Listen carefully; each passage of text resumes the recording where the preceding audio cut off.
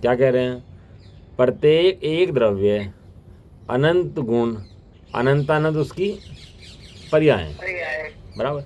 अब जो एक द्रव्य है अनंत गुणों को पिए बैठा है, उस गुण उसके अंदर से बाहर जा नहीं सकते, उसी के अंदर रहेंगे और एक दूसरे में समाहित रहेंगे, लड़ाई नहीं कर सकते आपस में, हैं, बाहर नहीं जा सकते उसके अंदर से, एक एक जगह समाहित रहेंगे, उसका नाम है द्रव्य।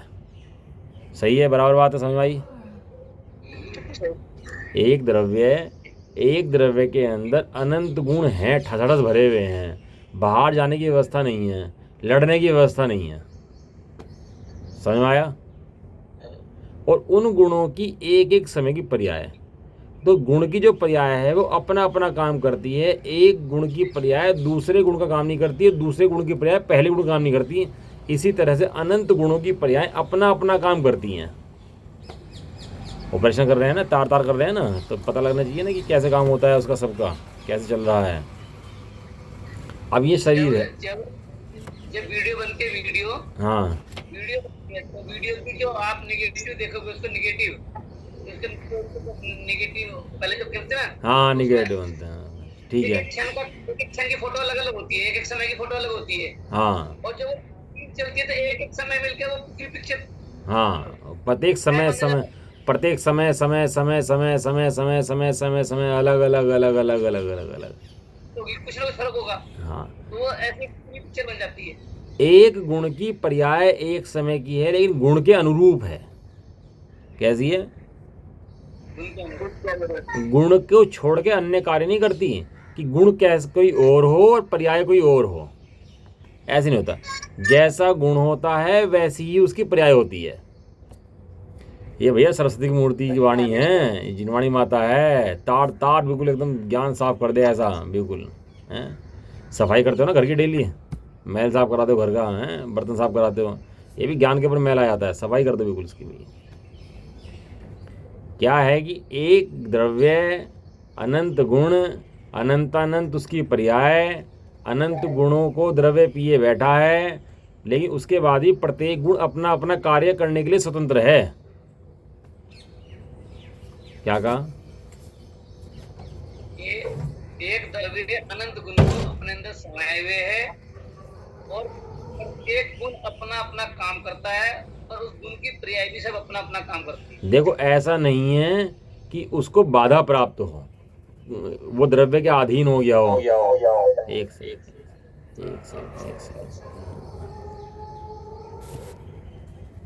भैया बहुत इंपॉर्टेंट बात है, ध्यान से सुनो, ध्यान समझो क्या बात कह रहे हैं, ध्यान से समझो। आवाज आ रही है ना आप लोगों को? आ रही है। एक गुण द्रव्य के अंदर समाहित है, ये बात तो ठीक है, लेकिन अपना कार्य करने में स्वतंत्र है। जैसे एक घर के अंदर सब लोग रहते हैं, घर के अंदर रहते हैं, लेकिन अपना अपना कार्य करने के लिए स्वतंत्र हैं, खाने के लिए, बात करने के लिए, सोने के लिए स्वतंत्र हैं। ऐसे ही एक एक गुण द्रव्य के अधीन भी है और स्वतंत्र भी है। क्या कहा? एक गुण द्रव्य के अधीन भी है, स्वतंत्र भी है। अधीन इसलिए है कि तुझे छोड़ के बाहर नहीं जा सकता और अंदर रह के अन्य गुणों से लड़ नहीं सकता। अधीन किस लिए है कि भैया इतनी व्यवस्था नहीं है कि तू छोड़ के बाहर भागा फिरे, चाहे सिद्धों का हो, चाहे हमारा हो, चाहे निगोदिया का हो, किसी का भी हो, गुण बाहर जाने की द्रव्य से व्यवस्था ही नहीं है कि द्रव्य गुण द्रव्य से बाहर चला जाए या द्रव्य के अंदर अन्य गुणों से लड़ना शुरू कर दे कि नहीं, अगर जाएगा भी तो उसका आशय है ही नहीं कहीं। हाँ, आश्रय नहीं है उसका। बहुत सुंदर बात।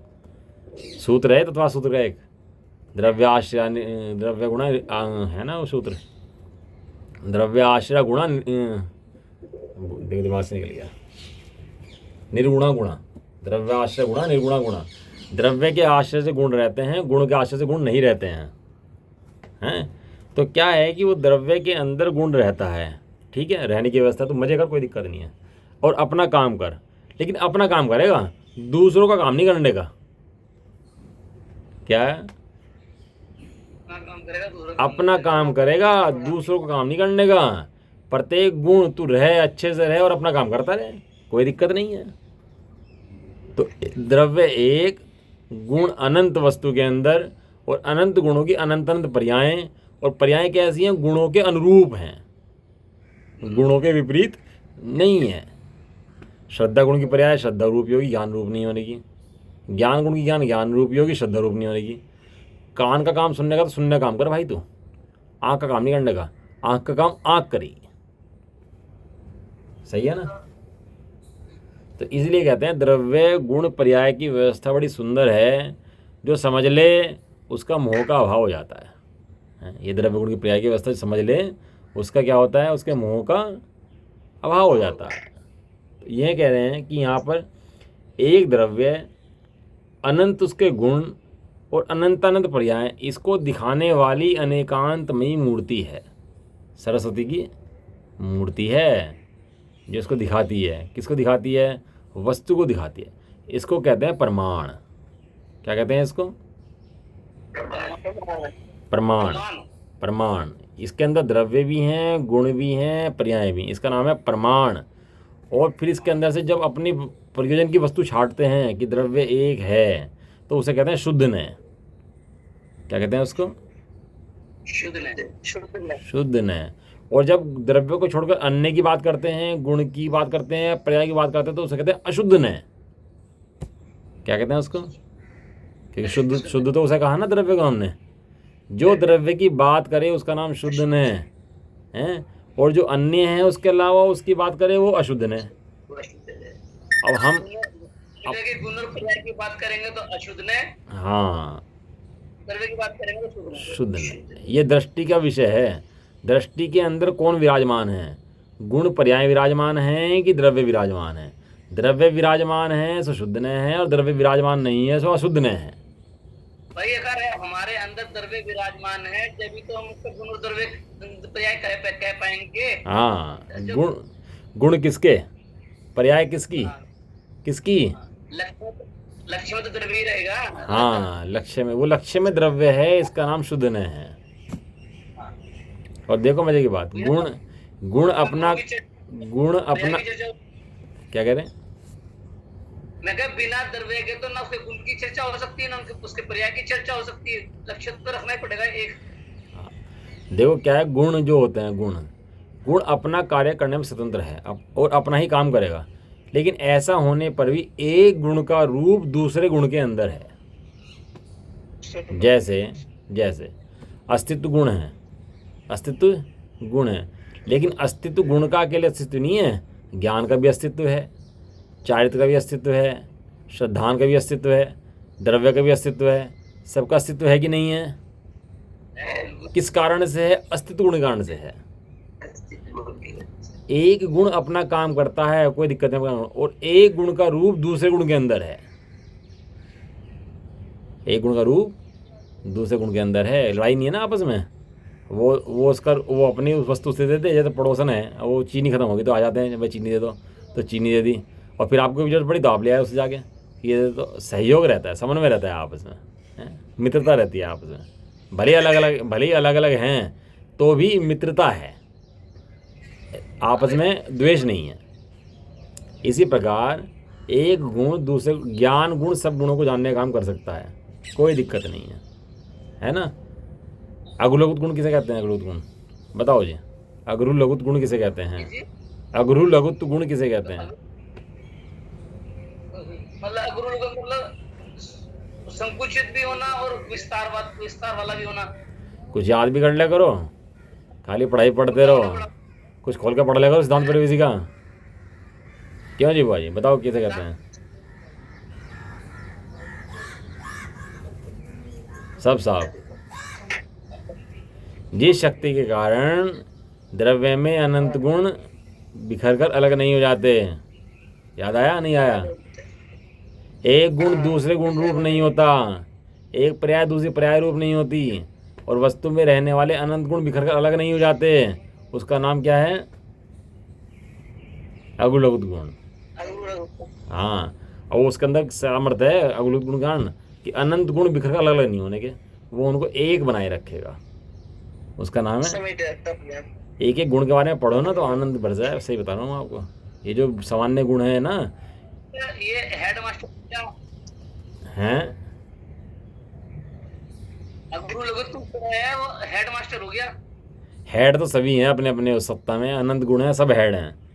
हेड तो वास्तव में देखा जाए तो ज्ञान गुण हेड है, और हेड तो बाकी सभी हैं, नहीं तो, है ना। तो क्या है कि अगलो जिस जिस गुण के कारण अनंत गुण बिखर कर अलग अलग नहीं होते, एक गुण दूसरे गुण रूप नहीं होता है, इसे कहते हैं अगुरु लघुत गुण है। ऐसा होने के बाद भी एक गुण का रूप दूसरे गुण के अंदर है। समझ में आया? आपस में कोई दिक्कत परेशानी नहीं है, रहने में, काम करने में, रहो, कोई दिक्कत नहीं। और द्रव्य कितना है? द्रव्य एक है।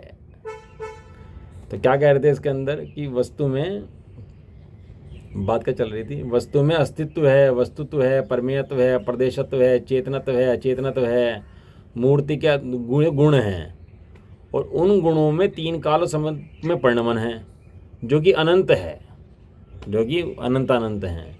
और वस्तु में एकत्व, अनेकत्व, नित्यत्व, अनित्यत्व, भेदत्व, अभेदत्व, शुद्धत्व, अशुद्धत्व आदि अनेक धर्म है। देखो, एक तो होता है गुण, एक होता है धर्म, दोनों में फर्क होता है थोड़ा सा। अभी समय तो आप लोगों का हो गया। एक होता है गुण, एक होता है धर्म। दो चीज़ें होती हैं। क्या क्या चीज़ें होती हैं? एक गुण एक धर्म। गुणों की पर्याय होती हैं, ज्ञान, दर्शन, श्रद्धा, वस्तुत्व, अस्तित्व, परमेयत्व, प्रदेशत्व, ये क्या हैं? एक गुण हैं। इन सब की क्या हैं? पर्याय हैं। लेकिन धर्म तो होते हैं, उनकी पर्याय नहीं होती। शुद्ध, शुद्ध की कोई पर्याय नहीं है। एक हूँ तो एक की कोई पर्याय है क्या? आप सोचो, एक की पर्याय होती है क्या? मैं एक हूँ तो एक पने की पर्याय होती है कोई? मैं एक हूँ, एक हूँ, एक तो हूँ बस। इसका नाम है धर्म। मेरा धर्म है गुण और धर्म। समझ में आया? मैं एक हूँ, मैं शुद्ध हूँ, अभेद हूँ, ये क्या हैं? ये हैं अपने धर्म। इनकी पर्याय नहीं होती। द्रव्य इज इक्वल टू धर्म। नहीं, ऐसा नहीं है। द्रव्य में तो गुण भी हैं और धर्म भी हैं। द्रव्य में दोनों चीज़ें हैं। द्रव्य के अंदर गुण भी विराजमान हैं और धर्म भी विराजमान है, दोनों चीज़ें हैं वहाँ तो। मतलब ये चीज समझने, धर्म और गुण को समझना। हाँ, बराबर, बहुत सुंदर बात है। अनेकांत की परिभाषा बताया? अनेकांत की परिभाषा क्या होती है आपका? आपकी इच्छा से बताते हैं एक वस्तु में एक धर्म होना। हाँ, एक द्रव्य में एक धर्म। सही है। वस्तु में वस्तुपने को प्रकाशित करने वाली विरुद्ध दो शक्तियों का एक साथ द्रव्य में रहना, उसका नाम अनेकांत है। क्या कहा? विरुद्ध दो शक्तियाँ एक साथ द्रव्य में रहती हैं। विरुद्ध दो शक्तियाँ एक साथ द्रव्य में रहती हैं। एक साथ द्रव्य में रहना सो अनेकांत है। विरुद्ध भी हैं और रह भी रही हैं। तो गृह मंत्री कहाँ होता है? गृह मंत्री कहाँ होता है? गृह मंत्री कहाँ होता है? गृह मंत्री देश में होता है ना हमारे, कमेटी में होता है, यही होता है। देश में होता है हमारे। और विदेश मंत्री? वो भी सब विदेश मंत्री कहाँ होता है? विदेश मंत्री विदेश में होता है। वो देश मंत्री भी देश के अंदर, विदेश मंत्री भी देश के अंदर। ऐसे दोनों के दोनों मंत्री कहाँ हैं? दोनों के दोनों मंत्री देश के अंदर रहते हैं। कोई दिक्कत? कोई अच्छा, जो सत्ता पक्ष होता है वो कहाँ पर होता है? सत्ता पक्ष कहाँ पर होता है? संसद के अंदर होता है ना सत्ता पक्ष, विधानसभा में सत्ता पक्ष। और विपक्ष कहाँ बैठता है? वो सब संसद में बैठते हैं। विपक्ष है, उसे बाहर निकाल लो। जब विपक्ष है तो बाहर निकालना चाहिए उसे। तो वे दोनों मिलकर के कार्य की सिद्धि करते हैं। उन दोनों को मिलने का नाम ही संसद का चलना है। यदि उनमें से एक को बाहर कर दिया जाए तो संसद रहेगी क्या? कभी कभी हो जाता है ना, वॉकआउट करते हैं, वॉकआउट कर देते हैं, हम जा रहे भैया, हम नहीं करते। तो संसद को, सत्र को बंद करना पड़ता है उस टाइम पे, क्योंकि विपक्ष नहीं है तो संसद नहीं चलेगी। अब पता ही नहीं, पता है आपको? अगर मतलब सत्यता खत्म हो जाएगी तो रहेगी, इसकी सत्यता खत्म हो जाएगी। बस यही बात। विरुद्ध दो शक्तियों का एक साथ रहना। क्या कहा? विरुद्ध दो शक्तियों का एक साथ रहना। वस्तु एक भी है, अनेक भी है। कैसे है जी? द्रव्य की अपेक्षा से एक है और पर्याय की अपेक्षा से अनेक है ना। वस्तु सत भी है और असत भी है। सत असत कैसे आएगी? द्रव्य के अपेक्षा सत है और पर्याय की अपेक्षा से असत है। नित्य भी है, अनित्य भी है। नित्य कैसे कि वही वही वही वही वही, द्रव्य की अपेक्षा से नित्य है और पर्याय की अपेक्षा से अनित्य है।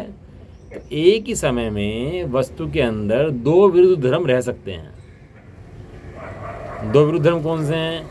एक द्रव्य धर्म है, एक पर्याय धर्म है।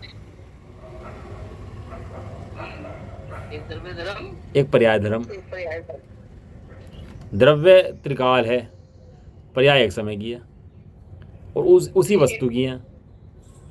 ये द्रव्य और पर्याय इस तरह एक दूसरे के विरुद्ध कहा जाएगा।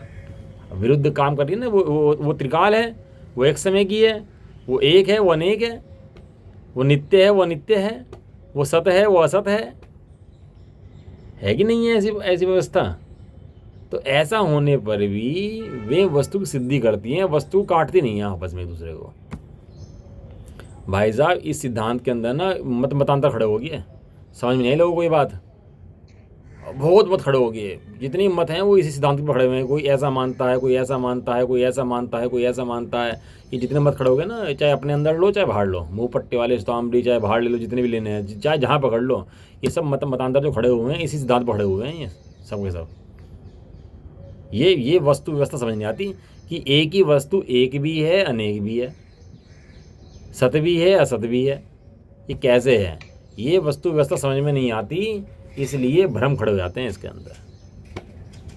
ये दिव्य ध्वनि के सार है। टाइम हो गया। हाँ टाइम हो गया, कल खुलासा करते हैं इसका, है ना। चलो समझ में आ रहा होगा मेरे ख्याल से आप लोगों को। बाकी गुण क्या हैं, धर्म क्या हैं, क्या होते हैं, क्या फ़र्क इनके अंदर होते हैं, वो चर्चा कल करते हैं, क्योंकि जिनवाणी माता है ना, इसके अंदर यही वर्णन आया सबका। ठीक है, समझ में आ रहा है नहीं आ रहा? वीडियो शुरू से दोबारा समझेंगे और अच्छे से। हाँ मैंने बाद वाली वीडियो थोड़ी सी रिकॉर्ड कर ली, बाद की जो इंपॉर्टेंट वीडियो चली ना मैंने रिकॉर्ड कर ली। समझ में आ रहा है नहीं आ रहा? थोड़ा बहुत हाँ, ये भैया ये सबसे इम्पोर्टेंट बात है। बाकी सारी बातें एक तरफ हैं और ये बात एक तरफ है। एकांतवाद और ये सब उसमें ना फिर दोबारा से समझ लेंगे ना रिकॉर्डिंग में। ये वस्तु व्यवस्था समझ में आ गई तो समझ लो सारा मोगा झेड़ निकल जाएगा। ये ऐसी वस्तु व्यवस्था है अनेकांती की, यही समझ नहीं आता बच्चों को। यही तो बात समझ में नहीं आती कि चल कैसे रहा है गणित, ये कार्य कैसे चल रहे हैं। वस्तु एक भी है और अनेक भी है। बोधमती ने पूछा था ना, कल बताएंगे आप किसने पूछा था, कैसे पूछा था। अभी चलो समय हो गया, ठीक है। निज निधि निज में बता